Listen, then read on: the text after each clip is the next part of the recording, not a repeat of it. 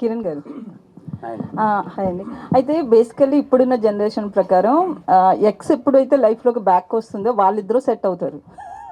But మీరు రివర్స్లో మీ ప్రజెంట్ని set చేయడానికి అన్నారు. సో ఈ స్టోరీ చెప్పినప్పుడు ఈ జనరేషన్కి తగ్గట్లుగా లేదు అనిపించలేదు? లేదండి, ఈ జనరేషన్కి ఇది అవసరం. చాలా మంచిగా అనిపించిందండి. మీరు అన్నట్టు ఎక్స్ మన లైఫ్లోకి వస్తే ఏదో గొడవలు అయిపోతాయి, ఇప్పుడు మనకున్న లవ్ ఏదో డిస్టర్బ్ అవుతుంది అన్నట్టే అందరం ఆలోచిస్తాం.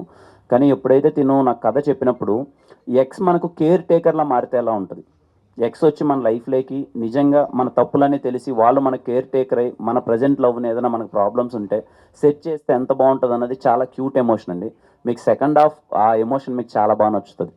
అయితే మీరు ఒక ఈవెంట్లో ఈ సినిమాని ఈ సినిమాని ఎక్స్తో చూడండి అన్నారు కదా, చాలా మంది ట్రోల్స్ కింద ఏమంటే వాళ్ళ హస్బెండ్ ఊరుకుంటాడు అనుకుంటున్నారా అని, ఇట్లాంటి ట్రోల్స్ ఏమైనా చూసారా? దాని మీద మీరు ఏమంటారు? అది చూశానండి, నేను చాలా పంపారు చూశాను.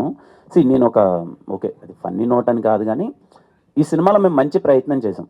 మామూలుగా ఎక్స్ అనగానే మనం ఏదో గొడవలు అరుచుకోవడాలు అది కాకుండా ఎక్స్ వచ్చినా కూడా మనం వాళ్ళు మంచిగా ట్రీట్ చేయొచ్చు అనేది ఈరోజు మీకు సినిమాలో అది అర్థమవుతుందండి. మీరు సినిమా నుంచి బయటకు వచ్చిన తర్వాత ఎక్కడే కానీ మీకు ఇబ్బందికరమైన సీన్స్ కానీ ఎక్స్ ప్రజెంట్ మధ్య జరిగే అవి అలా ఏముండదండి. చాలా మంచిగా డీల్ చేసాం, మంచి ఎమోషన్ ఉంటుంది. మీరు బయటకు వచ్చినప్పుడు అరే కిరణ్ అది మంచిగానే చెప్పాడు, నిజంగానే ఎక్స్ ప్రజెంట్తో చూసినా సరే పెద్ద ఇబ్బందిగా ఉండదు అనే ఫీలింగ్ మీకు వస్తుందండి.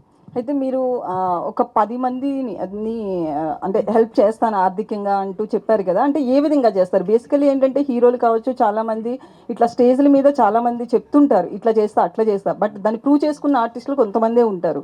సో మీరు ఇచ్చిన స్టేట్మెంట్ ఎంతవరకు బిలీవ్ చేయొచ్చు అంటారు? ఎట్లాంటి సాయం చేస్తారు?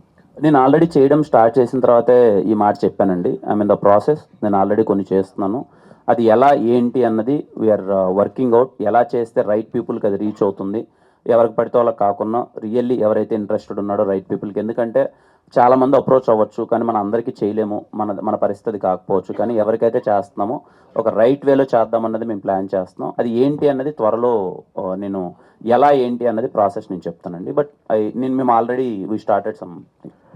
అండి